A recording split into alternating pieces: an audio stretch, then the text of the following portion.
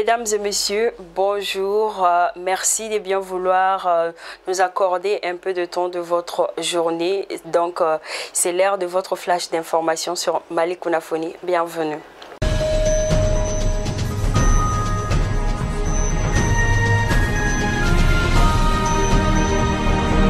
La ville de Bamako dispose désormais d'un laboratoire d'analyse des eaux usées. L'inauguration de cette infrastructure a eu lieu mardi 15 juin à Bamako. Une station de traitement des boues de vidange devrait aussi bientôt voir le jour selon les responsables de l'Agence nationale de gestion des stations d'épuration du Mali.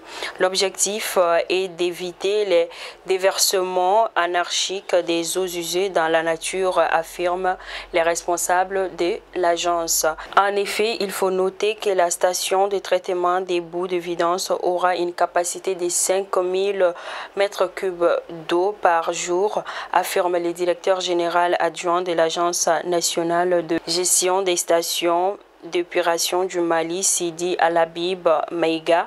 Selon lui, cette construction permet non seulement d'améliorer la santé des populations, mais aussi de sauvegarder l'environnement. Actuellement, vous n'êtes pas sans savoir que les Spiro versent anarchiquement au niveau de la zone aéroportière. Donc, avec la réalisation de cette station, nous allons mettre à l'abri la population de la zone aéroportière, explique le directeur général adjoint de la CGM. Gao, renforcer les capacités des femmes des médias de la région de Gao en genre journalistique. C'est l'objectif d'un atelier de réseau des femmes des ateliers des médias du Nord pour la paix. Il a démarré le mardi à Gao. Durant 3 jours, les femmes de médias venues des cercles de Gao renforceront leurs capacités sur les techniques d'animation et le journalisme sensible au conflit. Cette session de formation marque le lancement des activités du dit réseau. Il est financé par l'aménagement à hauteur de plus de 26 millions de francs CFA. À Tombouctou, plus de 276 000 enfants de 0 à 5 ans, soit un taux de 99,19% ont été vaccinés au cours des journées locales de vaccination préventive contre la poliomyélite dans la région de Tombouctou. Ces chiffres ont été donnés mardi 15 6e mois 2021 lors de la journée de restitution organisée par la direction régionale de la santé. L'objectif de la vaccination était de contribuer à éradiquer la poliomyélite dans la région de Tombouctou.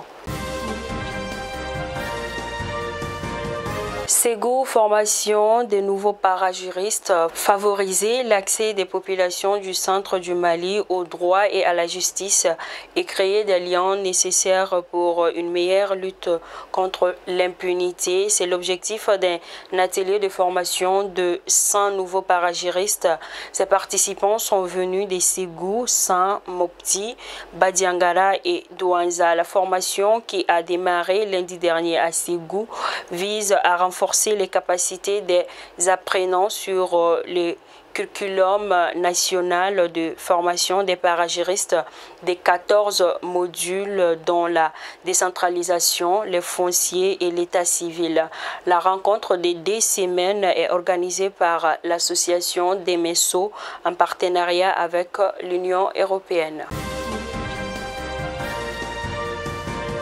Dinangourou, la situation à Dinangourou dans le cercle des Koro n'évolue toujours pas. Le village est sous embargo des hommes armés non identifiés depuis plus d'1 mois, selon des sources locales.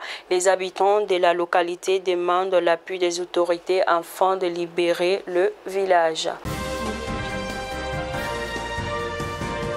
Lutte contre la désertification, 10 millions d'hectares de terres dégradées seront restaurés au Mali. C'est qu'a annoncé le ministère de l'Environnement, de l'Assainissement et du Développement durable lors des travaux de l'Atelier national de partage et de promotion de l'initiative africaine pour la lutte contre la désertification. Selon les initiateurs, l'objectif est de renforcer la résilience au changement climatique au Sahel et la Corne de l'Afrique. Cet atelier entre dans le cadre de la célébration de la Journée mondiale de lutte contre la désertification et la sécheresse.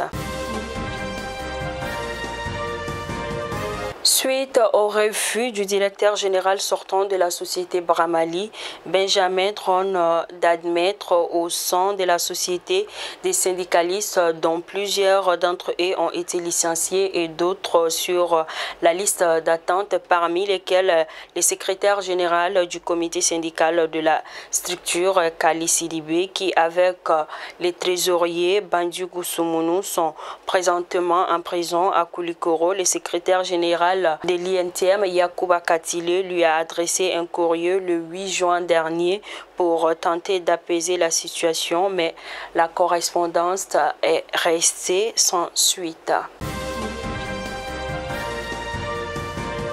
Enfin, pour terminer, la quinzaine de l'environnement qui prend fin aujourd'hui reste une tribune permettant aux structures publiques, privées et autres de se mettre en évidence. Dans cette optique, des responsables de l'Agence nationale de la Grande Muraille Verte ont présenté à la presse leur structure, ses missions, résultats et les chiffres et les défis à relever. C'était hier à la faveur d'une conférence débat sur l'initiative panafricaine de la Grande Muraille Verte. Et c'est tout pour votre flash d'information. Je vous donne rendez-vous pour un autre numéro. Merci de bien rester fidèle à Malicounaphonie. Merci.